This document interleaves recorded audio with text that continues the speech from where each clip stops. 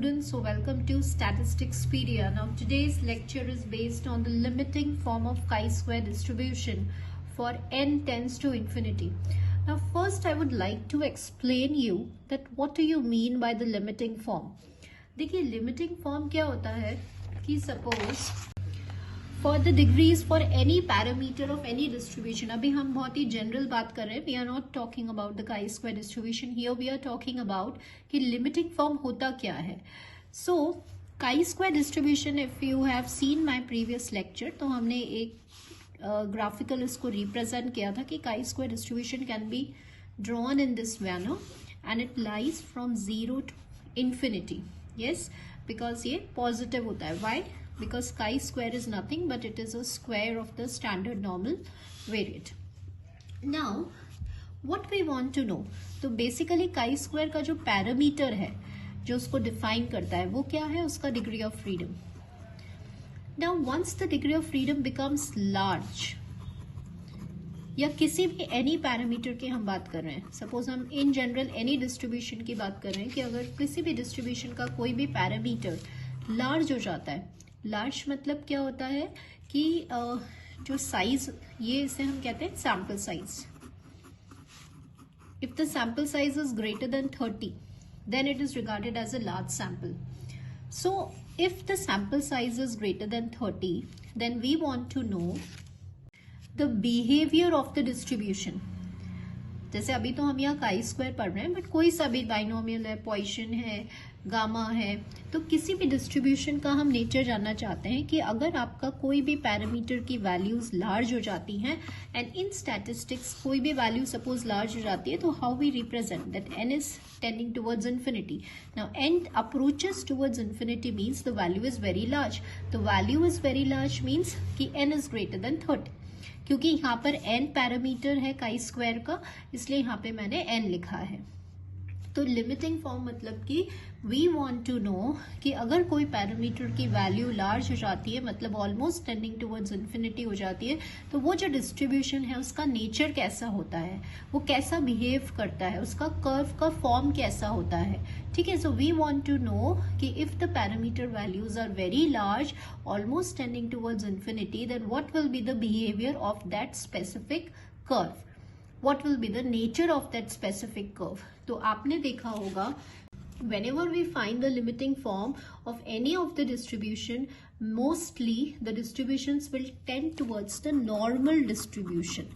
yes, जैसे अभी भी हम यहाँ पे हम डिराइव करेंगे कि limiting form of chi square distribution, जहाँ पे n क्योंकि इसका पैरामीटर है, जब बहुत लार्ज हो जाएगा तो काई स्क्वायर डिस्ट्रीब्यूशन कैसा बिहेव करेगा, कौन से डिस्ट्रीब्यूशन के जैसा बिहेव करेगा, तो it will behave like a normal distribution because normal distribution is a symmetrical distribution. Yes, so I hope आपको समझ में आ गया होगा कि लिमिटिंग फॉर्म क्या होता है. Now if x follows chi-square with n degrees of freedom, then in order to obtain the derivation for limiting form, we must know that what is an MGF. तो previous lecture में हमने derive करा था, तो moment generating function of chi-square is 1 minus 2t की power minus n by 2. Now यहाँ आप देख रहे हैं मैंने कुछ working rule लिखा है. What is this working rule? See students, आप किसी भी distribution का limiting form find out करिए. I will tell you the standard working steps that how to obtain the limiting form. ये कोई सा भी distribution आप करेंगे उसमें ये आपको सिर्फ 3 working rules procedure follow करना है. First is you have to standardize that variate. You have to standardize that variate. Now what do you mean by this? कि आपका कोई भी variate है उसका आप z निकाल लीजिए. What is z? x minus mean and root of variance. तो आपको किसी भी डिस्ट्रीब्यूशन का लिमिटिंग फॉर्म निकालना है, उसको प्रूव करना है कि वो नॉर्मल डिस्ट्रीब्यूशन की तरफ टेंड हो रहा है, तो आप पहले z निकालिए. सेकंड आपको क्या करना है, आपको MGF निकालना है with the help of this definition.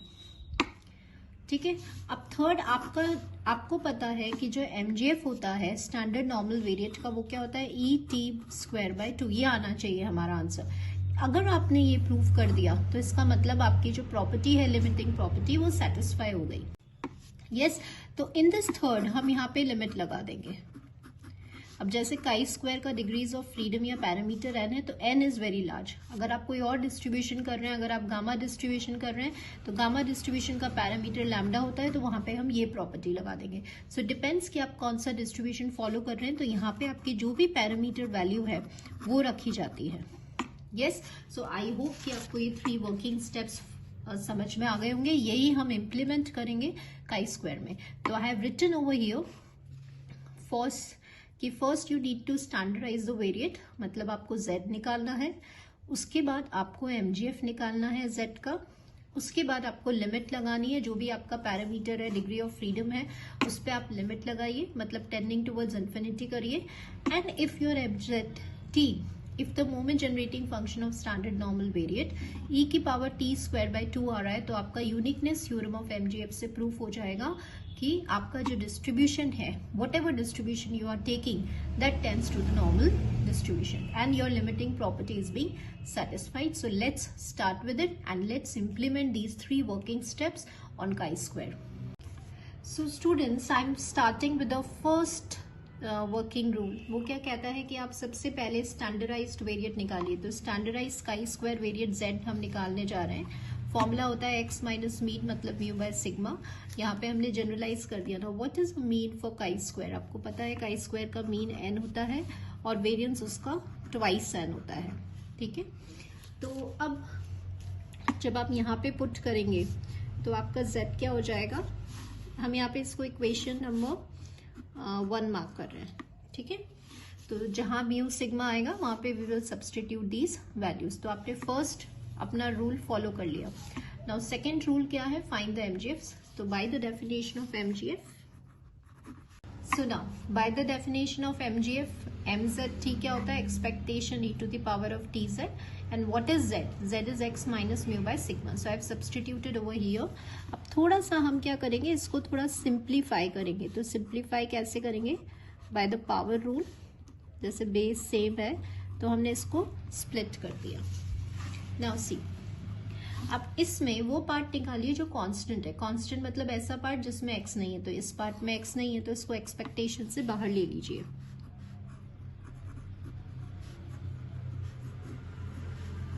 tx upon sigma. Now, can we express this in terms of moment generating? क्या हम लिख सकते हैं? बिल्कुल लिख सकते हैं, लेकिन before that I will tell you one property जिससे आपको समझ में आएगा। See, okay, I'll tell you in a rough.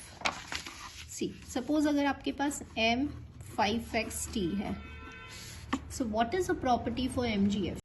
कि हमेशा यहाँ पे x होना चाहिए। इसके अलावा आपके पास x के साथ जो भी कांस्टेंट है उसको आप पैरामीटर के साथ ले लीजिए, मतलब t के साथ ले लीजिए। This is one of the property of MGF. तो अभी जैसे आपका ये है, क्या है आपका? Expectation E T x by sigma.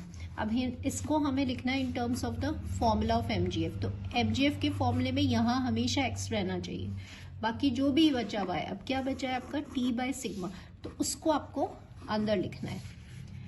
ठीक है, अभी से जैसे आपका फॉर्मूला ये होता है mtx, तो आप कैसे लिखते हैं? x लिखते हैं, x को यहाँ पे लेना है और बाकी जो क्या बचा है? t बचा है। तो ये हमारा डेफिनेशन हो जाता है किसका? mgf का। तो this is what you have to remember. So this can be written as mx and this is t by sigma. This is how by the definition of your mgf. Now see, beginning में हमने एक mxt लिखा था। ये chi square का mgf होता है। I write it over here also.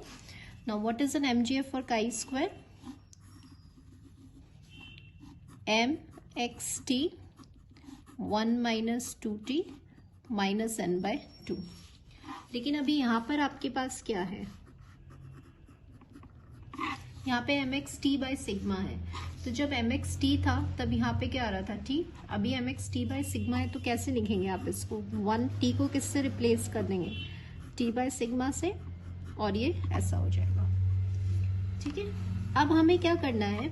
Equation number 1 जो था, म्यू की वैल्यू n और सिग्मा की value root of 2n put करना है। तो जहां आपको म्यू दिख रहा है वहां पे आप वैल्यू सब्सटीट्यूट कर दीजिए। जैसे यहाँ पर एंड देन अब हम इसको थोड़ा सा सिंप्लीफाई करेंगे. नाउ सी, अब यहाँ n है, यहाँ √n है, तो आप इसको थोड़ा सा सिंप्लीफाई कैसे कर सकते हैं, ऐसे लिख सकते हैं. एंड 1 माइनस यहाँ 2 है, यहाँ √2 है, तो इसको रूट में एक्सप्रेस कर दीजिए, एक कैंसिल हो जाएगा और ये ऐसा हो जाएगा. तो अभी हमारा ये क्या चल रहा है, हम mzt फाइंड कर रहे हैं, जो हमारा सेकेंड वर्किंग रूल था लिमिटिंग फॉर्म का. नाउ अभी ये एक्सपोनेंशियल आ रहा है, तो always now we have to make it more easier, right. तो सबसे इजी क्या होगा हमारे लिए, यहाँ पे लॉग लेना on both the side. So we will take log on both the side. Now once you will take the log, तो ये क्या हो जाएगा, लॉग ऑफ mzt, ये आगे आ गया लॉग की प्रॉपर्टी से. And what is log E, log E is 1. अब लॉग a डॉट b क्या होता है, log a plus log b. And ये पावर रूल मतलब लॉग की प्रॉपर्टी से आगे सामने आ जाएगा. And this is log 1 minus √2n/t. ये आपने लॉग ले लिया. अब यहाँ पे हम क्या करेंगे, log 1 माइनस एक्स का फॉर्मूला इम्प्लीमेंट करेंगे. Now what here we did is कि log 1 माइनस एक्स का फॉर्मूला होता है -x-x² 2 -x³ 3 and so on. Last expression हमारा ये आया था. यहाँ पे हमने log 1 माइनस एक्स लगा दिया, तो ये होता है -x -x² 2 -x³ 3 and so on. अब हम क्या करते हैं, थोड़ा सा इसको सिंप्लीफाई कर देते हैं. तो ये माइनस माइनस प्लस हो जाएगा. अब थोड़ा सा इसको करेंगे तो ये आ जाएगा प्लस, ये पूरा कैंसिल हो जाएगा, t² 2 and this is plus, and ये हो जाएगा आपका t³. सो n की पावर हाफ हो जाएगा, बिकॉज ये n की पावर 3/2 है और ऊपर आपका n है, ठीक है. तो n की पावर 3/2 माइनस ऐसे हो जाएगा, देखो n अपॉन n की पावर 3/2, तो ये 1/n ऐसा हो जाएगा. क्या हो रहा है कि ये जो है ना आपकी दो टर्म्स, ये आपकी कैंसिल हो रही है. And this is t² 2. इसको हम क्या लिख देते हैं, n की पावर -हाफ, है ना. n की पावर -हाफ मतलब ये जब ऊपर जाएगा तो n -हाफ हो जाएगा ना. o मतलब होता है ऑर्डर. ऑर्डर मतलब इसके बाद जितनी भी हायर पावर्स होंगी, इसके बाद वो सब इसके अंदर आ जाएगी. There is no need to write the further terms. ये स्टूडेंट्स, हमने यहाँ पे क्या किया था, हम mzt निकाल रहे हैं. यस, उसके बाद हमें थर्ड वर्किंग रूल क्या है कि अब आप लिमिट अप्लाई करिए. तो लिमिट हमें क्या अप्लाई करनी है यहाँ पर, ये आपका mzt आ गया था, log of mzt is this. Now यहाँ पे हम जो पैरामीटर है वो कौन है, chi² का n है, उसका डिग्री ऑफ फ्रीडम. तो n को अब हम लार्ज लेंगे. So taking the limit n tends to infinity on both the side. तो जब आप लिमिट लेंगे n is tending towards infinity, log of mzt.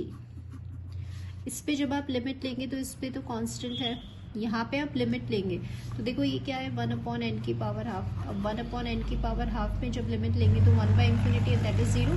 तो इसके आगे जितनी भी टर्म्स है उसके डिनोमिनेटर में n है, और जैसे ही डिनोमिनेटर में n है और आप लिमिट अप्लाई करोगे तो 0 हो जाएगा. तो अल्टीमेटली क्या आया,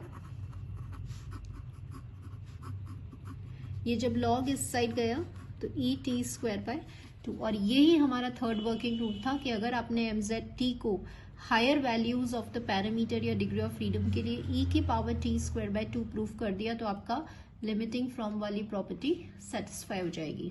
सो नाउ et² 2 किसका mgf होता है, स्टैंडर्ड नॉर्मल वेरिएट का. Now by the uniqueness theorem of mgf. Now what do you mean by uniqueness theorem, मतलब इसके mgf को आइडेंटिफाई करके हमने यूनिकली आइडेंटिफाई कर लिया कि हमारा जो डिस्ट्रीब्यूशन होगा वो कैसा होगा, स्टैंडर्ड नॉर्मल डिस्ट्रीब्यूशन या नॉर्मल डिस्ट्रीब्यूशन. यस, तो यूनिकनेस थ्योरम ऑफ एमजीएफ मतलब हर डिस्ट्रीब्यूशन का जो एमजीएफ है वो यूनिक होता है. तो इसके एमजीएफ को देखकर आपने आइडेंटिफाई कर लिया कि ये डिस्ट्रीब्यूशन का नेचर कैसा होगा, नॉर्मल डिस्ट्रीब्यूशन होगा. ठीक है. सो ऑलवेज रिमेंबर कि किसी भी डिस्ट्रीब्यूशन का आपका लिमिटिंग फॉर्म आएगा, always go for the 3 standard working rules which I told you in order to find the limiting form. So thank you students, and in the next lecture, upcoming lecture, we'll discuss about some more of the properties and some more concepts about the chi-square distribution.